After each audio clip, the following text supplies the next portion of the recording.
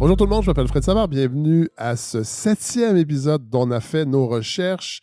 Aujourd'hui, en fait, c'est un épisode qui va rebondir sur l'épisode 6, Regard croisé sur l'obésité, que j'avais enregistré à l'UQTR avec les chercheurs Marie-Pierre Gagnon-Giroir et Alexandre Fizet.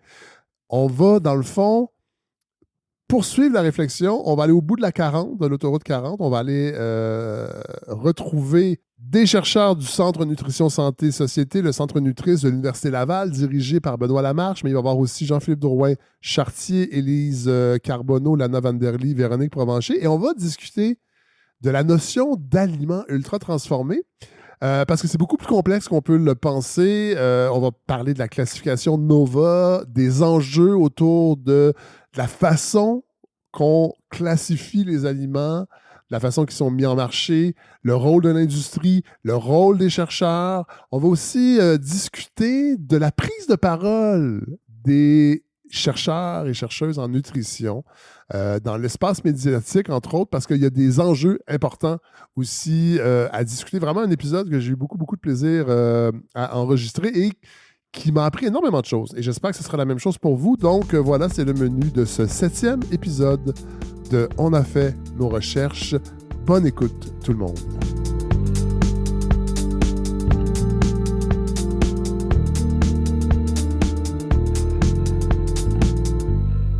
Jean-Philippe Drouin-Chartier, bonjour.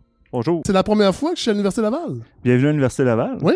Moi, je suis professeur agrégé à la faculté de pharmacie. Oui. Chercheur au Centre Nutris de l'Université Laval. Oui.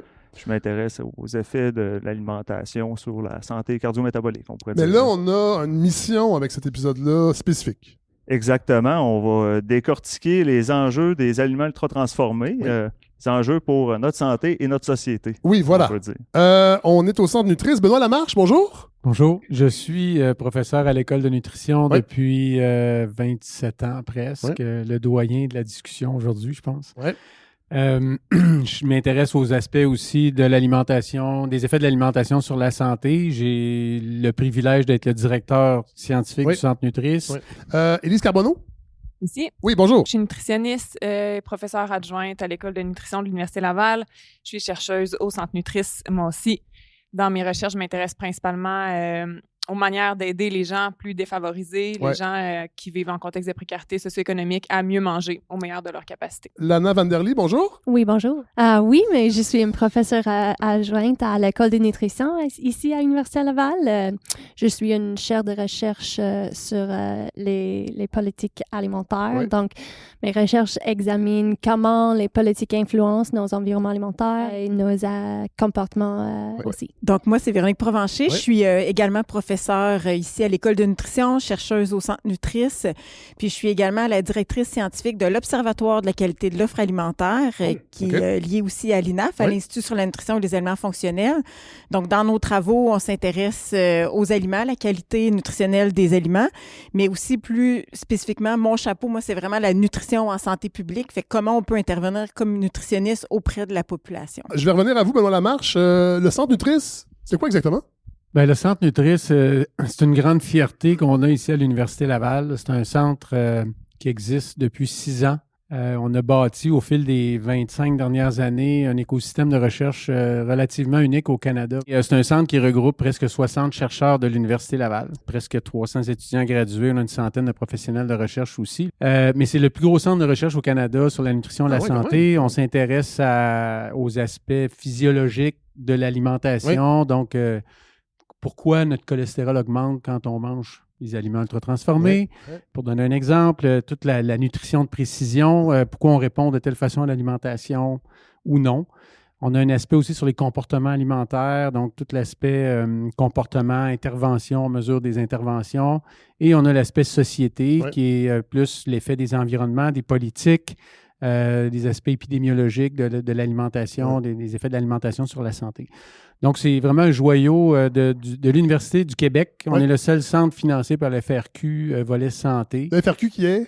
Le Fonds de recherche le Fonds de recherche du Québec, puis on en est très fiers. Donc, vous avez ici quelques-uns des experts et aussi des leaders de notre centre de recherche. Puis on va quand même couvrir plusieurs angles par rapport aux UPF, aux aliments ultra transformés. Jean-Philippe Drouin-Chartier, on pourrait peut-être d'abord les définir. Oui, en fait, c'est assez complexe, là, puis c'est important de bien définir le concept d'aliments ultra-transformés, je pense, avant d'en discuter. Oui. Là, c'est un concept qui a été élaboré, développé il y a environ une quinzaine d'années, en parallèle de la classification NOVA, qui est au cœur de ce concept-là. La classification NOVA, là, c'est un système qui permet de catégoriser les aliments selon leur degré de transformation. OK. Là, il y a 4 groupes. Oui. Les aliments non transformés ou minimalement transformés, les ingrédients culinaires transformés, OK. les aliments transformés et les aliments ultra-transformés. OK, moi, je vais vous donner des exemples pour qu'on Parfait. comprenne bien. Mettons le premier grade là, que vous avez dit. Le premier, c'est quoi? Les aliments non transformés ou minimalement transformés. OK, un raisin. Est-ce que ça rentrerait là-dedans? Exactement. C'est tout ce qui va être les fruits et légumes frais. Ils peuvent Oui. être aussi séchés ou surgelés. Oui. OK. Les céréales, Oui. le riz, quinoa, Oui. les noix des légumineuses sèches, la viande, les poissons, OK. les œufs frais, OK. Le deuxième. les ingrédients culinaires OK. transformés. OK. Les huiles végétales, Oui. le sel, le beurre, le sucre, miel, sirop Ouais. d'érable, par OK. exemple. Des farines? Oui. OK. Troisième grade. Les aliments transformés. Oh. C'est là que ça se complique un petit peu plus. Ouais. Ceux-là, ils vont être souvent préparés, généralement, en mélangeant des groupes 1 et des groupes 2.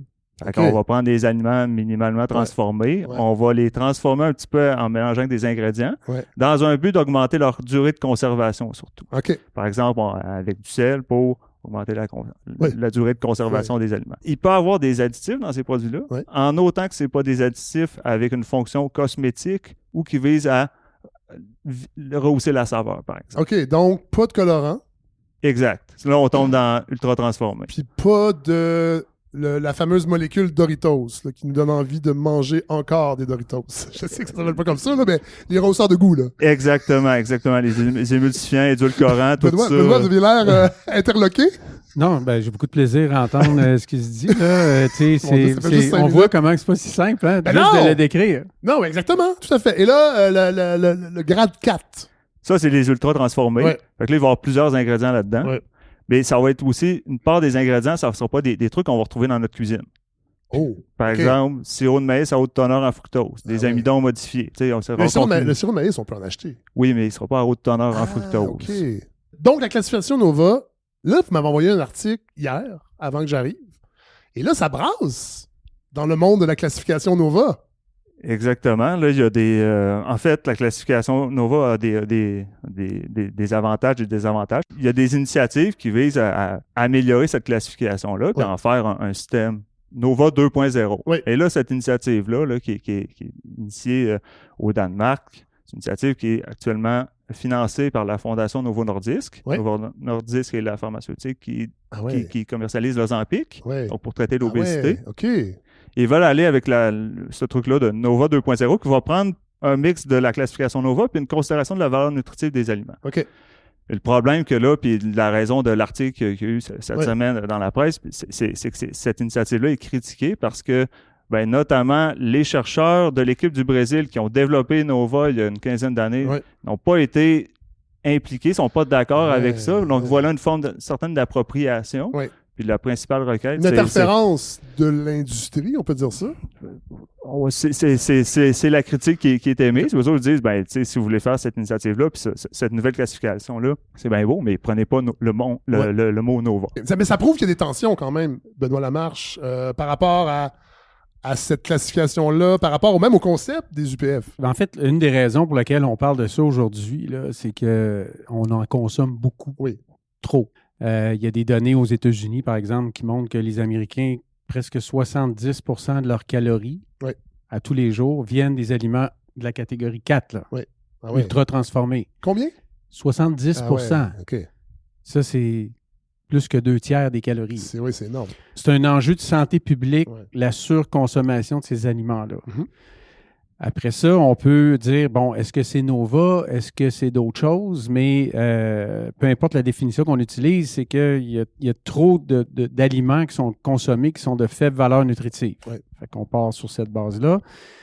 La définition NOVA nous a fait progresser sur certains aspects, c'est-à-dire qu'on a mis de la lumière sur les additifs alimentaires, le niveau de transformation, etc. Ouais. Donc ça, c'est apparu sur notre radar, comme Jean-Philippe l'a dit, une quinzaine d'années. Ouais.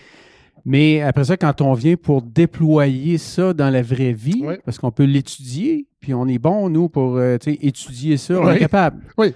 Mais dans la vraie vie, après ça, dans l'application quotidienne, là, ça pose certains défis. Puis je peux donner un exemple. Le pain tranché à grains entiers, souvent contient des additifs alimentaires. Oui. Là, des fois, c'est pour la préservation. Fait que là, ça ne tombe pas Nova 4 dans ce temps-là, mais des fois, c'est pour d'autres objectifs. Mais ça, si c'est associé à la catégorie Nova 4, donc un aliment ultra transformé, on dit il faut limiter la consommation de pain à grains entiers. Mais la littérature scientifique montre que les grands consommateurs de pain brun à grains entiers sont moins à risque de diabète. Oui. Fait que là, c'est comme un peu une interférence ou une contradiction entre l'effet non santé des aliments Nova 4 ultra transformés puis la santé. Mais le défi, c'est de transposer cette vision-là à quelque chose d'applicable. Puis les défendeurs de l'idée ont des bonnes idées pour essayer de transposer ça pour que ça soit applicable pour monsieur, madame, tout le monde. Oui. Mais après ça, dans le quotidien, c'est pas si simple que ça. On a encore beaucoup de recherches à faire pour clarifier, est-ce que c'est tous les aliments Nova? Le yogourt, par exemple, qui aurait certains additifs, c'est associé, la consommation de yogourt c'est une diminution du risque de diabète. Mais il y a des études récentes qui montrent que la surconsommation d'additifs alimentaires qu'on retrouve dans les aliments ultra transformés, ça augmente le risque de certains cancers. Fait que, tu sais, c'est quand même pas simple. Oui. Véronique Provencher, les UPF sont donc pas nécessairement tous malsains. C'est un peu ça. Malsain, je ne sais même pas. Est-ce que c'est le bon terme? On dit malsain ou... Moins nutritif. Moins nutritif, voilà. Puis on pourrait dire, oui, je pense malsain parce que quand on parle du système Nova, on ne tient pas nécessairement toujours compte des nutriments dans l'aliment. Là, donc, il y a ça là, comme particularité. Fait qu'effectivement... En fait, on compte l'accumulation d'aliments, mais on qualifie pas si c'est toujours des bons ou des mauvais aliments, c'est ça? On va dire que plus il y a d'ingrédients de type additif, tout ça, ça va faire que c'est un aliment qui est ultra transformé et donc, il faut moins le consommer. Okay. Mais le lien avec la valeur nutritive, c'est là qui est une autre dimension, là, dans le fond, qu'il faut également considérer. Donc, si on se dit aliment ultra transformé, j'en mange pas. On est dans une approche, si on veut, tout ou rien.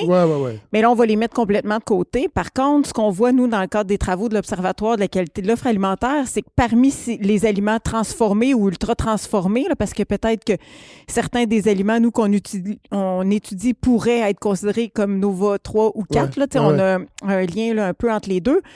Mais ce qu'on voit, c'est que, oui, il y a une grande quantité de ces aliments-là qui sont moins nutritifs, plus riches en sodium, en gras saturés ou en sucre, par exemple. Donc, on parle de 66 % là, des aliments qui sont achetés parmi nos 5000 aliments là, qu'on suit qui sont trop élevés là, en gras, en sucre, en sel. Mais ça veut dire... Là, 66%. C'est énorme, c'est énorme, c'est clair. Mais on n'est pas dans le jugement, parce qu'on va en parler tantôt. Là. On n'est pas dans le jugement. Mais il faut dire que s'il y en a 2/3, il y en a quand même un tiers qui ont des quantités plus acceptables de sucre, de gras saturés, de sodium. Fait que c'est pour ça qu'il ne faut pas nécessairement tout mettre à la même place. En tout cas, du moins au niveau de la valeur nutritive, parce qu'il y a quand même on appelle ça une variabilité. Là, donc, tous les aliments ne sont pas exactement pareils. Là, il y a quand même des meilleures options puis des moins bonnes options. Mettons, puis là, je vais poser une question pour mon garde-manger, le PVT. La protéine végétale texturée. Ça, c'est un UPF. Ça dépend. C'est ça. Moi, j'aurais tendance à dire que c'est plus un ingrédient. Tu ne mangeras pas ça. Quoi que tu peux en mettre dans... Tu sais ça, tu vas souvent le mettre plus dans une recette. Oui, mais on s'entend que ça reste...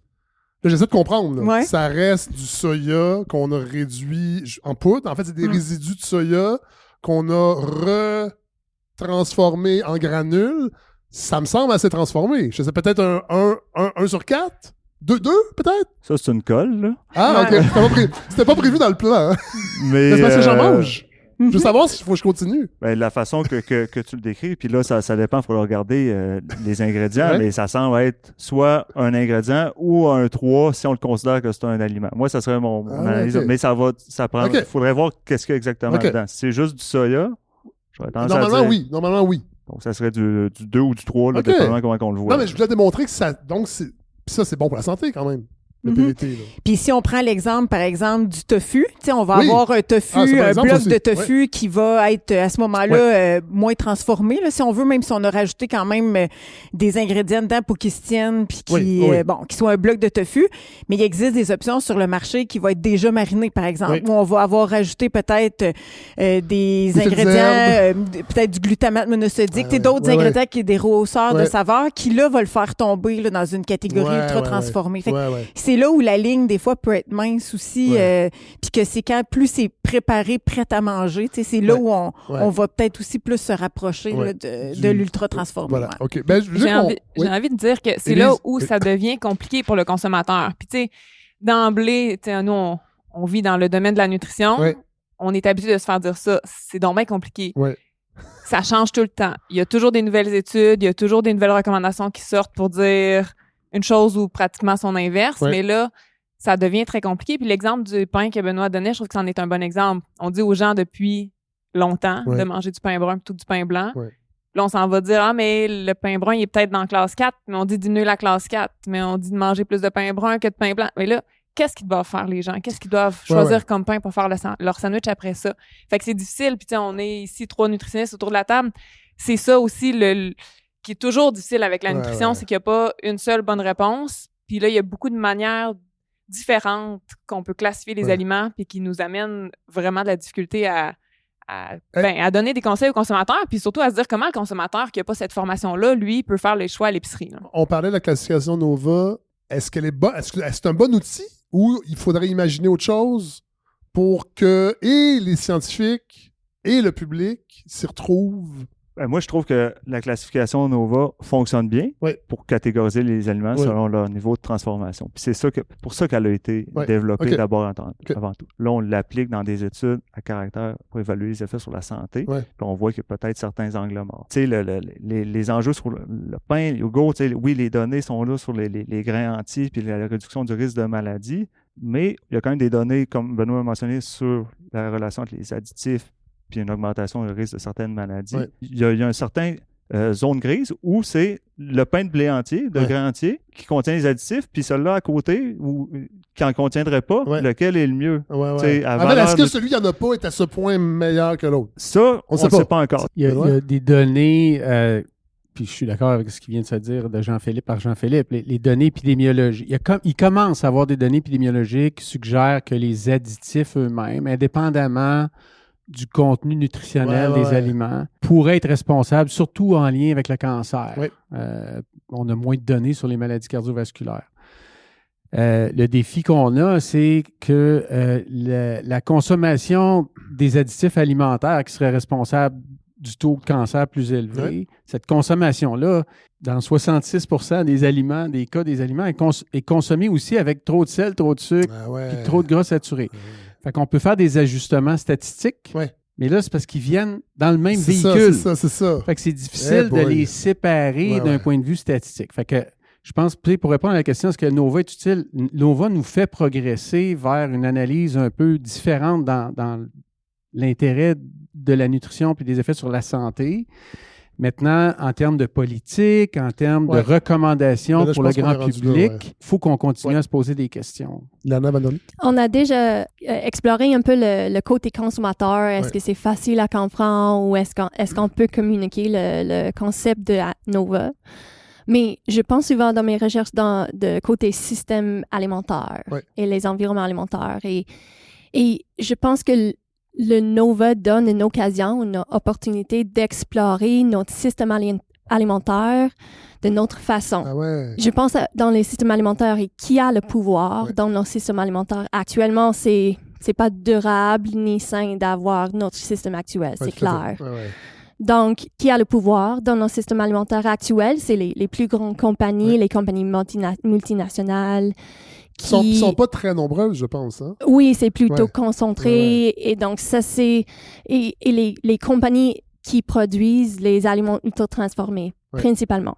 Donc, si on pense à comment on peut améliorer ou transformer notre système alimentaire pour créer un système durable et sain pour tout le monde, c'est une façon d'y penser comme, OK, c'est pas juste chaque produit, mais aussi le concept Ouais, plus ouais, large que peut nous aider à explorer c'est quoi les interventions ou les façons d'intervenir. Élise Carbonneau, on pourrait dire ça comme ça, on n'est pas tous égaux devant les UPF. En effet, on n'est pas tous égaux. D'en parler maintenant, je trouve que ça fait le lien avec ce que Lana vient de dire. C'est des grosses multinationales qui sont producteurs de beaucoup d'aliments ultra-transformés, ce qui fait en sorte qu'ils réussissent à les faire un prix plus faible que beaucoup d'autres produits qui seraient meilleurs pour la santé, moins transformés, avec des aliments locaux, qui, eux autres, deviennent plus chers. Puis, entre autres, une question d'offre et de demande, puis de grosseur de production. Mais un aliment moins cher devient donc plus accessible aux portefeuilles qui sont moins garnis. Oui. Puis ces gens-là, qui ont un portefeuille moins garni, ont envie de faire des choix à l'épicerie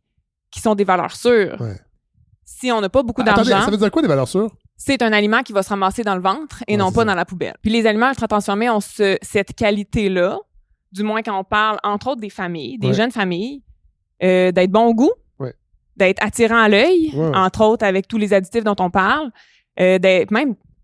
c'est plate à dire, mais même souvent les emballages sont attirants pour les enfants. Bien sûr. Donc, si une famille qui n'a pas beaucoup d'argent met ça sur la table et que les enfants mangent, puis que ça se ramasse dans leur ventre et non pas dans la poubelle, ben c'est gagnant. Fait qu'on n'est pas dans l'expérimentation du kale, du quinoa. Non, c'est ça. Puis non, mais vite, on se dit, ben voyons, tu sais, c'est pas si cher, un sac d'épinards, mais la personne qui l'achète veut s'assurer que ça va être mangé. Ben c'est ça. Puis il parlait que les familles, souvent...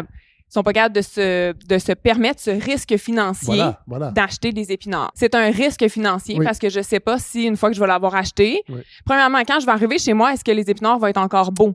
Parce que j'ai peut-être pas regardé le sac au complet comme un petit... Tout à fait. Les petites barquettes de framboises, là, si on les regarde pas au complet, on a peut-être une surprise qu'il y en a une ou deux qui sont blanches en dessous, puis que ça vient... qu'ils s'en vont directement à la poubelle. Fait que ça, c'est un gros risque financier. Ça se peut qu'il n'y a même pas encore sorti de l'épicerie.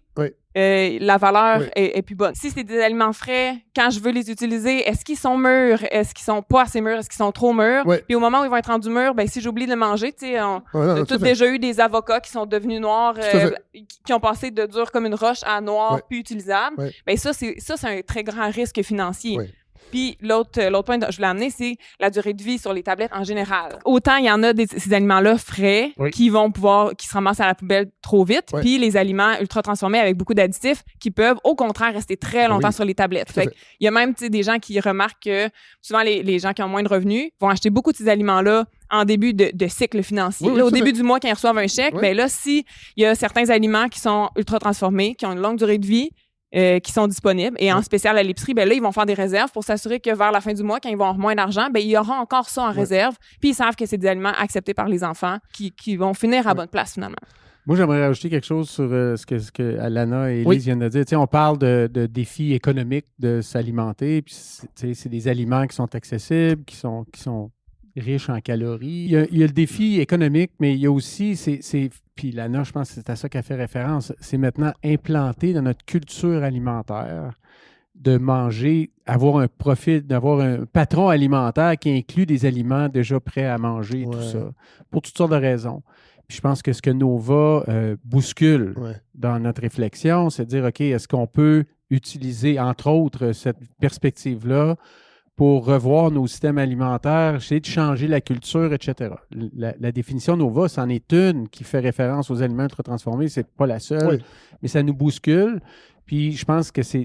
Parce que, bon, on a des données Nutri-Québec, une étude populationnelle au Québec, il y a juste 37, puis c'est des gens qui sont intéressés par la nutrition qui participent à ces études-là, comme toi, là. Oui. Il y a juste 37% des gens au Québec qui consomment assez de légumes et fruits. Fait que le kale, les épinards, c'est pas tout le monde qui s'intéresse à ça. En fait, c'est presque personne au Québec. Mais tu sais, le kale, j'en mange pas tant que ça parce que c'est pas aussi le fun qu'on le prétend. Mais il y a d'autres légumes avant le kale. Mais mon point, c'est que nous, on est dans une bulle un peu. Tu sais, on est tous éduqués, on a un doctorat, etc. Bon, manger, c'est ça. Mais la réalité sur le terrain, c'est pas juste une raison économique, c'est une raison culturelle. C'est qu'il n'y a pas tant de monde que ça qui mange bien parce que c'est devenu une réalité culturelle. Véronique?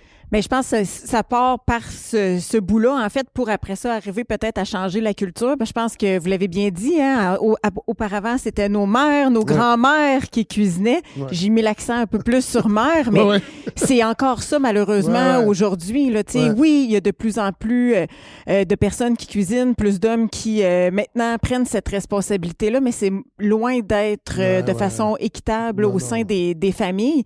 Je pense que ça n'est un élément aussi important. Pourquoi ces aliments-là préparés vont être autant présents dans notre alimentation? C'est qu'il y a aussi une fonctionnalité. En fait, ils jouent un rôle, ils sont pratiques. Demain matin, faire son yogourt, son pain, tout ça, ça risque d'être pas mal la journée, l'activité de la journée qu'on va avoir à faire. Juste cuisiner à la base, faire son repas, il faut le planifier. Il y a des compétences, en fait, qui viennent avec le fait là, d'être en mesure de préparer nos aliments à partir du début. C'est ce qu'on appelle la littératie alimentaire, donc d'être capable de planifier, de sélectionner aussi les aliments, d'être capable de les cuisiner, puis aussi de les consommer. Là. Donc, c'est des compétences là, qui sont importantes. Donc, quand ça repose juste sur une personne dans une famille, c'est beaucoup de responsabilités. C'est la santé aussi de la famille, en quelque part, là, qui peut même être dépendante, en fait, là, d'une personne. Fait que quand on veut revoir ces aspects-là culturels, je pense que ça nécessite de revoir aussi comment on se distribue ces tâches-là, puis comment on peut le partager. Là, Parce qu'il faut cuisiner plus, mais il ne faut pas que ce soit juste les mêmes personnes qui cuisinent plus. On parlait des mères, des grands-mères, c'est une réalité économique qui était différente aussi parce que les femmes travaillent aujourd'hui, en grande majorité, les hommes aussi. Fait que c'est sûr que ce temps-là disponible est moins là. Cette vague des good food et des boîtes pré-coupées, est-ce que ça rentre dans la classification Nova ou c'est une autre affaire? C'est peut-être une porte intéressante vers l'intégration d'aliments minimalement transformés. Parce que c'est des boîtes d'aliments frais. En tout cas, j'ai jamais tenté. Là, donc, je peux pas dire. Mais ce que je comprends, c'est des aliments frais qui sont livrés, déjà préparés. Donc, on fait cuire et on mange. On assemble. Il y a peut-être un élément là qui peut éviter certaines barrières ou dans la gestion du garde-manger du frigo. Est-ce que c'est une solution? Pas pour tout le monde, parce que je pense que c'est quand même assez coûteux. Mais moi, je vois ces boîtes-là aussi. Oui, c'est coûteux, mais pour qu'une personne achète et réachète de cette compagnie-là, il va avoir probablement plus d'ingrédients gras, sel et compagnie. Ça goûte à rien. Ça n'arrête pas le problème. C'est pas trop intéressant. Puis je trouve que ça en redevient une option qui va aider les gens qui ont les moyens à mieux manger, mais qui aidera toujours pas ceux qui n'ont pas beaucoup de moyens. Puis, je veux pas être défaitiste, là, mais j'ai de la misère à en voir une bonne solution qui va vraiment aider les gens qui n'ont pas beaucoup de moyens. Parce que même si on offre des aliments ultra transformés qui ont moins de sel, de sucre ou quoi que ce soit, ben je reviens à mon même exemple de la mère de famille qui veut s'assurer que ses enfants mangent. Ben, elle va peut-être pas acheter la version moins de sel parce qu'elle va se dire si elle ne mange pas cette version-là, je suis mieux de garder mon original. Tout à fait. Fait que c'est là où c'est difficile si ça doit passer par le choix des individus. Puis c'est peut-être là où les politiques peuvent venir jouer un rôle d'aider les gens, d'aider au fait qu'il y ait plus de ces aliments-là disponibles. Lana? Je suis tout à fait d'accord avec Elise, mais elle aborde la question de l'équité sociale. Donc, il faut parler des politiques sociales aussi. C'est pas juste les politiques alimentaires qui peuvent améliorer la situation actuelle. Donc, d'abord, il faut penser aux déterminants sociaux de la santé, parce que ça, c'est première. Est-ce qu'on peut réduire les inéquités sociales actuelles? Si on veut vraiment parler des politiques alimentaires, je pense qu'il faut penser court terme et long terme aussi, parce que moitié de notre diète actuelle proviennent des aliments ultra-transformés. Donc, c'est pas demain que je peux changer ça rapidement. Non, c'est ça. Donc, c'est court terme et long terme, parce que, comme je disais, si on veut parler d'une transformation, d'une vraie transformation, ça va prendre très longtemps. Mais est-ce qu'il y a des politiques qui peuvent améliorer la situation actuelle pour réduire, pas éliminer, mais réduire les consommations? Peut-être. On a déjà quelques politiques au Canada. On a le nouvel étiquetage sur le devant de l'emballage qui va identifier les aliments riches en sucre, en sel et gras saturés. Donc ça, c'est pas lié avec Nova. Ouais. C'est pas lié Non, avec non, les ça- donc aliments ça va être ultra-transformés. une nouvelle, des nouveaux symboles qui vont être introduits? Oui, exactement. En janvier 2026, OK. ça devient obligatoire sur tous les produits OK. riches dans les 3 nutriments. OK. Donc, c'est pas lié avec Nova, mais quand même, ça va identifier comme plusieurs aliments Sauf ultra-transformés. qu'on parlait tantôt des iniquités sociales, ça ne va pas régler ça. Je veux dire, la personne... Tu Non. sais, Élise, on ne l'a pas abordé aussi, mais c'est que les personnes qui ont des limitations financières vont pas se projeter dans le futur. En fait, vont pas être capables de se dire « Je vais faire attention à ce qu'on mange, ma famille, pour les prochaines années. » On est vraiment dans le... comment en dire en bon français, on est dans le day-to-day. là. Ouais.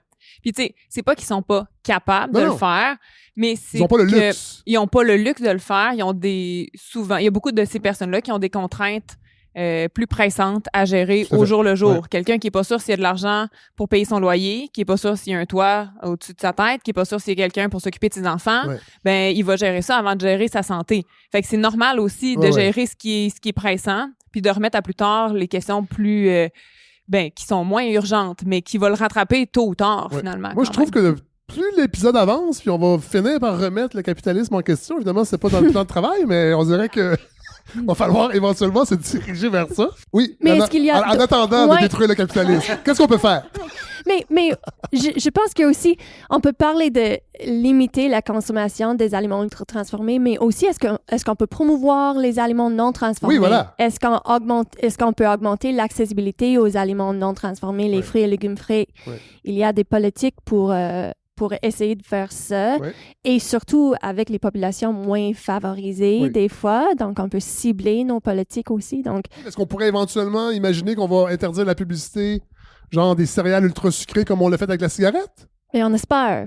OK. Parce que d'ailleurs, au monde, ça arrive déjà. Oui. Donc, au Royaume-Uni, plus tard cette année, ils vont interdire toutes les publicités pour les aliments riches en sel, Ouais. en sucre, en gras saturés, de 6 heures du matin jusqu'à 11 heures OK. dans le soir. Donc, toute la journée, Ouais, on ouais, va quand pas... Personne va voir les pubs. OK. Et aussi sur les médias numériques aussi, il y a comme une interdiction complète sur les médias numériques. Ouais. C'est comme la première fois. Ouais. Ça veut dire qu'on est prêt à agir peut-être Ouais. pour réduire le marketing, les emballages attrayants et tout ça. Ouais. Benoît? Tu sais, c'est des exemples qui sont très éloquents, puis on aimerait ça, pouvoir avoir du courage politique comme ça ici. Moi, ce qui me rend le plus pessimiste, Oui. là, tu sais, oui, on peut faire des choses. Puis l'exemple, tu sais, de la Grande-Bretagne, il y a des pays qui ont mis des taxes sur le sucre, Ouais. etc. Ça, on en Puis- parle depuis longtemps, puis... oui, puis ça fonctionne, ça a des petits effets, mais tu sais, Ouais. après ça, qu'est-ce que tu fais avec la taxe? C'est ça l'enjeu. Ouais. Tu sais, si tu as réinvesti dans réparer des routes, ça donne rien Non. pour la société. Non, non. Moi, ce qui me rend pessimiste, là, c'est que nos gouvernements n'ont pas de courage ici. OK. Ça prend du courage pour Ouais. faire ça, puis de dire, OK, on change complètement notre modèle, Ouais. puis on a le courage de le faire. Il y avait, tu sais, Oui. une anecdote, là, Oui. dans les médias récemment, à Québec. Il y a un paquet de chiens pris sur une île à Stoneham parce qu'il y a des inondations. Ouais. Là. Puis là, tout le monde est viré à l'envers, puis là, les hélicoptères vont délivrer de la bouffe aux chiens. Mais c'est tout ça, cute, puis les chiens! c'est super. Ils sont très Comment ça? mignons! Comment ça que tout à coup, là, on Ouais, se ouais, préoccupe ouais. des chiens, puis il y a Le des paquets de monde qui ouais. ne mange pas. Ouais, ouais. Tu sais, fait que ça prend du courage politique. Puis il y a des pays qui commencent à le faire. Nous autres, on y va sur le bout des pieds. Ouh, faut pas trop déranger. J'ai une petite anecdote un peu dans le même genre à partager. Moi, depuis quelques semaines, là, j'achète des petites purées pour bébé parce Oui. que je suis rendu là avec oui. Un jeune père! dans ma famille, exactement. Et puis Tu fais pas tes purées! Non. Ça, c'est du jugement. Mais j'ai été très surpris de voir qu'aucune des purées ne contient d'additifs puis de Oh! trucs étranges qu'on n'est pas capable de C'est vrai. prononcer. Ouais, Ça va être des carottes dans des petits pots transparents. Donc, on peut la voir. couleur, puis on voit les belles couleurs. Ouais. Fait qu'on dirait qu'on est capable de faire des efforts pour sauver des chiens, tu sais, Ouais. des bébés. Des bébés. On est capable de faire des aliments transformés, Oui. prêts à manger, Oui. du prêt à manger pour bébé. Oui. Pour les adultes, ben... Ça, c'est un grade 2, ça, les purées? Les purées, ben, décrites voir si selon la liste qu'on voit, ça va être dans les... ils vont être transformés, ils vont être mis en purée, là. Fait que 1 ou 3, là, dépendamment Ok. de si on est très strict ou pas. Mais tu sais, je veux dire, donc, Oui, c'est possible, c'est possible. de faire Ouais, des aliments ouais. du prêt à manger. Ouais. avec des belles couleurs. OK. Alors, on brainstorm, là, on sort du plan, mais on est en guerre commerciale actuellement. Forcément, Lana, ces grandes entreprises-là sont souvent américaines. Est-ce qu'il n'y a pas une occasion à saisir? Le circuit court, les approvisionnements, il y a une réflexion. Est-ce que le courage en temps de crise que vous trouvez qui manque, Benoît, est-ce que ça serait une occasion, là, d'essayer de jouer sur les mentalités des politiciens puis de donner un coup de barre à ce niveau-là? Oui, je suis d'accord. C'est On aimerait ça. l'opportunité maintenant. Ouais. Parce qu'il faut penser à un système alternatif. Ouais. Et qu'est-ce que ça veut dire? On ne sait pas vraiment, mais long terme, ça c'est les directions, Ouais, c'est sûr. ouais. Il faut aller plus loin, de créer un système local, territorial, qui peuvent nourrir notre population Ouais. ici. Puis avoir un contrôle législatif aussi, vu que c'est des entreprises d'ici, parce que là, on n'a pas le... Tu sais, Benoît, vous parlez de courage, mais c'est difficile sur le plan légal, j'imagine, de se confronter à des géants de l'alimentation. Ben, alors, on n'est pas des experts, personne ici, des politiques Non. Oui. internationales sur les systèmes alimentaires, mais je veux dire, demain matin, on décide de nourrir le Québec là, en légumes, en fruits, etc.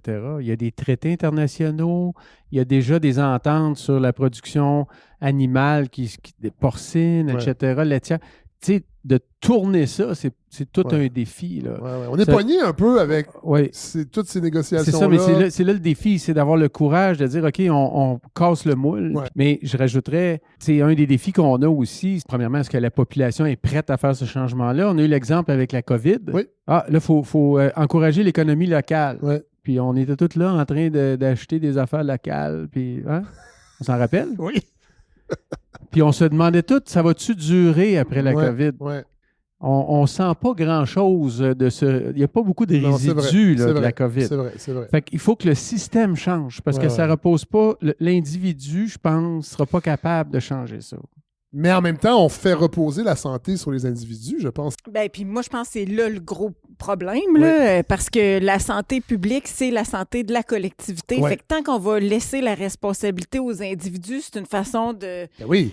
de se laver s'en les mains. laver les mains, Ben oui. là, de dire, ben, c'est aux gens à faire les meilleurs choix, puis on considère pas comment l'environnement, en fait, là, tout ce qui nous entoure va nous influencer, là. Ouais. Fait que moi, je pense qu'il y a une grosse responsabilité collective aussi à porter de là, le courage, oui, politique, mais aussi dans notre système. Tu sais, je pense qu'il y a aussi une opportunité pour l'industrie québécoise aussi de Tout à fait. prendre sa place, Ouais. mais encore faut-il pas trop taguer négativement la transformation alimentaire parce Ouais. qu'il y a des aliments aussi Ouais, ouais. transformés qui peuvent être intéressants, Ouais. se distinguer des autres, puis il y a une place à prendre Ouais. aussi.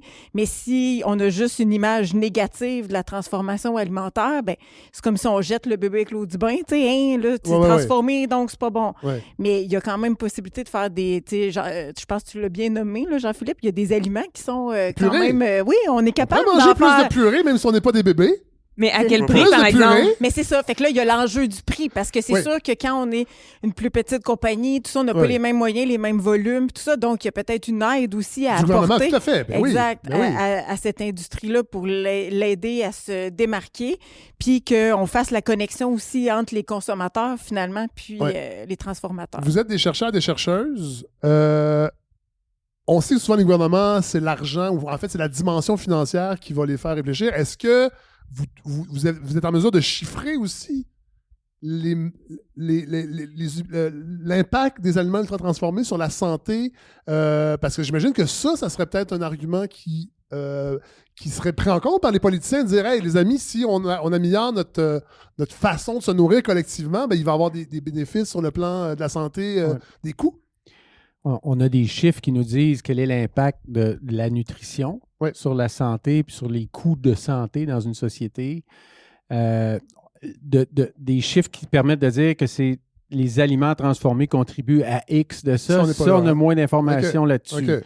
C'est Pour quand même l'instant? un concept assez nouveau. Mais pour l'instant, il pourrait y avoir des outils de mesure qui pourraient Oui. être développés éventuellement pour Exact. déterminer. Puis, par contre, on sait que les aliments ultra-transformés contribuent beaucoup à la surconsommation de sel, par Ouais, exemple. ouais. Le sel, c'est un des 3 facteurs de risque nutritionnels les plus importants, Ouais. puis qui est associé à plusieurs millions de décès à chaque année sur Ouais, la planète, au ouais. Canada, puis etc. Fruits et légumes, grains entiers, les 2 autres principaux. Puis ça, c'est quelque chose qu'on oublie souvent, c'est que quand on consomme beaucoup d'aliments ultra transformés, on consomme moins de d'autres choses. Oui. Fait que l'effet des aliments ultra transformés, c'est l'effet intrinsèque, évidemment, mais c'est ce qu'on perd de notre alimentation aussi. Ouais. Alors, tu sais, les principaux facteurs de risque, puis là, les études datent. Fait qu'on n'a pas intégré encore la notion d'aliments ultra transformés dans ces analyses-là, mais légumes et fruits, grains entiers, sel. 3 facteurs nutritionnels principaux sur la planète responsables du décès associé à l'alimentation, les cancers, les maladies cardiovasculaires, le diabète. Donc, si non, mais on... attendez, c'est parce que là, vous les mettez les 3 dans la même phrase. Là. Oui, mais c'est les 3 principaux. Donc, moins de sel plus les 2 autres. C'est ça que vous Exact. voulez dire? Oui, c'est ça. Trop de sel. Non, parce que vite de même, c'est fruits et légumes, grains entiers, sel, ça les gens meurent. Pas assez de fruits et légumes, pas assez de grains entiers, trop de sel.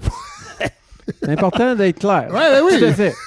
Alors, l'idée, c'est, OK, est-ce que, puis Lana, je pense, parlait de ça, c'est est-ce qu'on peut utiliser l'angle, puis là, on parle de Nova, mais peu importe la définition des aliments ultra transformés, pour trouver une façon de mettre en valeur les aliments qu'on devrait consommer plus. Ouais. Puis de rendre ces choix-là plus faciles à tout le monde, que ce soit dans une purée ou que ce soit dans n'importe quoi.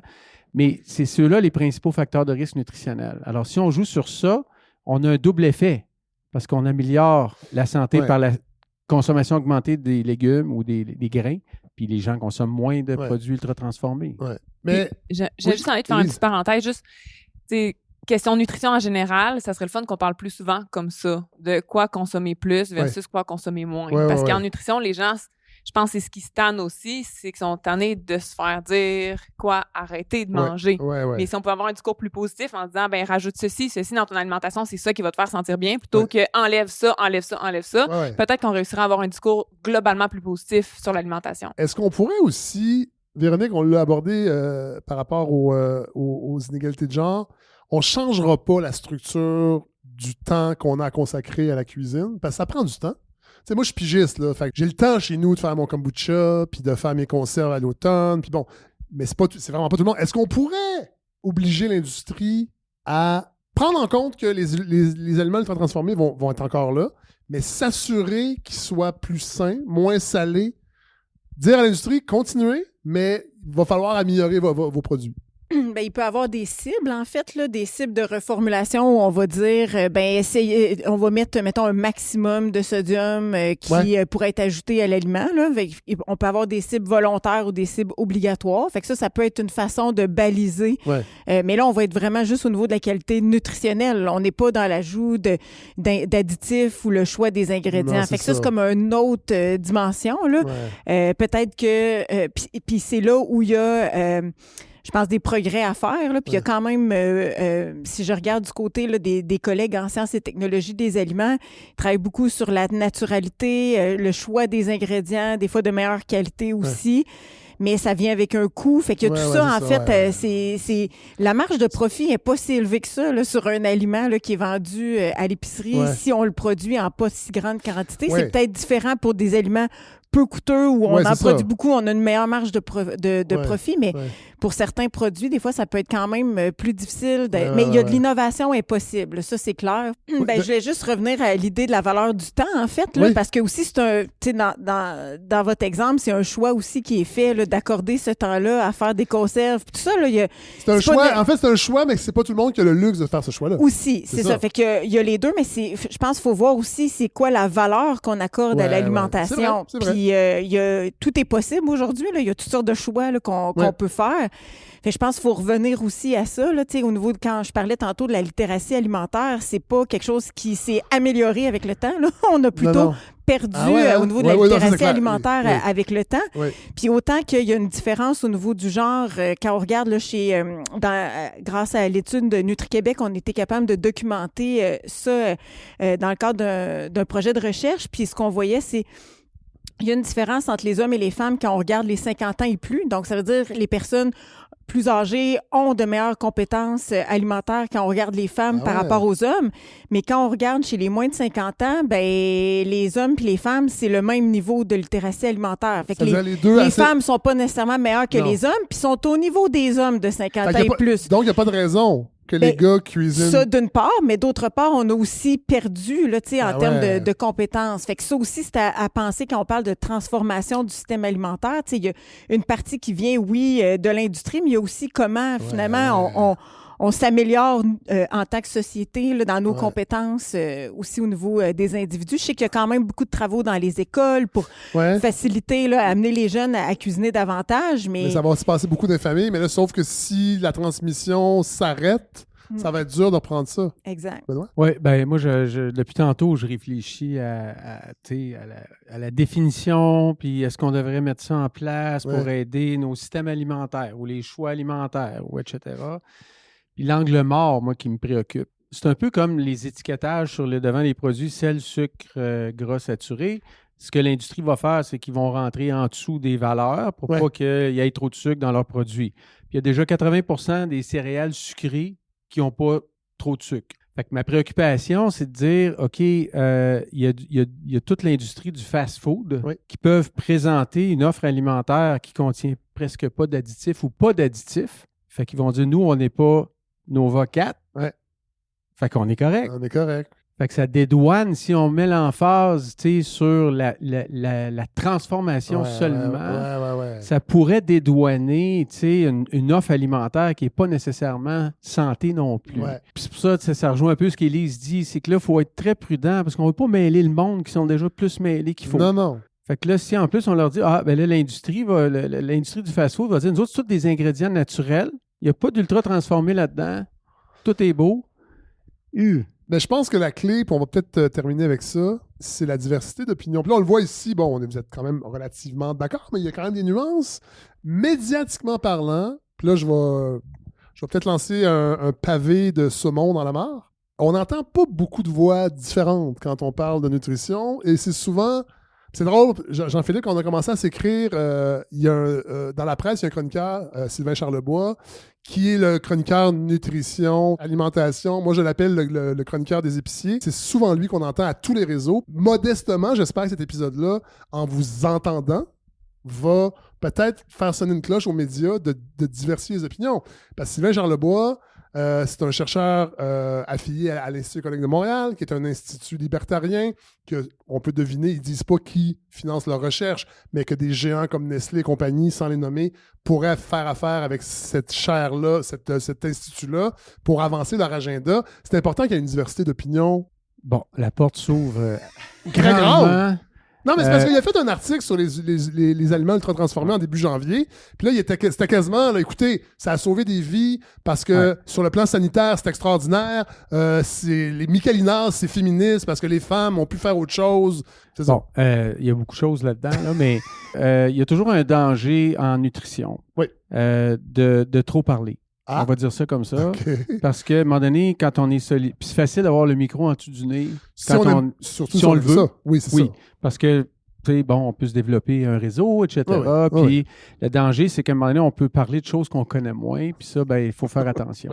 Ceci étant dit, la porte s'ouvre grandement. Puis c'est pour ça que Jean-Philippe m'a jeté un regard. On est un centre de recherche, le plus gros centre au Canada, ici. On n'est pas une personne. On est un centre de recherche. Et on s'est donné le mandat d'être présent dans le discours public autour de l'alimentation, basé sur les expertises de tous nos membres. Ça, c'est beaucoup d'expertise. Tout à fait. On ne parlera jamais d'affaires qu'on ne connaît pas. Donc, on veut jouer un rôle, tu sais, puis le balado un peu s'inscrit dans ça, c'est-à-dire, OK, on va commencer à participer au débat public dans l'alimentation. On a la prétention d'avoir la légitimité et l'expertise de le faire. Et donc, oui, on va essayer... L'idée, c'est pas de dire que Sylvain Charlebois ne peut pas s'exprimer. C'est pas ça que je veux dire. Du tout. Mais moi, récemment, dans la même journée, je l'ai entendu sur 3 réseaux différents, sur 3 sujets différents, où il proposait qu'on envoie des œufs aux Américains, puis que c'était humainement important de le faire en pleine guerre commerciale. Je suis comme... Tout en disant dans l'autre réseau qu'il faut abattre la gestion de l'offre, je pense que ce serait le fun d'avoir une diversité d'opinions des fois. Ben, c'est un peu là qu'on veut s'inscrire, c'est-à-dire, puis même entre nous, on n'est pas toujours d'accord. Moi, j'ai des longues discussions souvent avec Lana, puis on se réconcilie avec un café après. Tantôt, j'étais obligé de vous séparer, là. Ça ça roulait pas, comme... mais ça brassait, là. Mais c'est d'offrir, autrement dit, une perspective, d'une part, je pense qu'on a le désir d'avoir une perspective nuancée, rigoureuse, mais diversifiée aussi, basée sur nos compétences. Fait que merci d'ouvrir la porte. Puis on devrait entendre parler du Centre Nutris de plus en plus dans J'espère. le débat public. Benoît Lamarche, merci. Jean-Philippe Drouin-Chartier, merci. Élise Carbonneau, Lana Vanderly, Véronique Provencher. J'ai préparé un petit buffet. Là. Il y a des brownies de Betty Crocker. Là. J'ai fait ça tantôt bien vite. Là. Ça va bien. C'est de la poudre puis de l'eau. Puis on peut aller manger ça. Hey, merci. Merci. Merci Merci. beaucoup.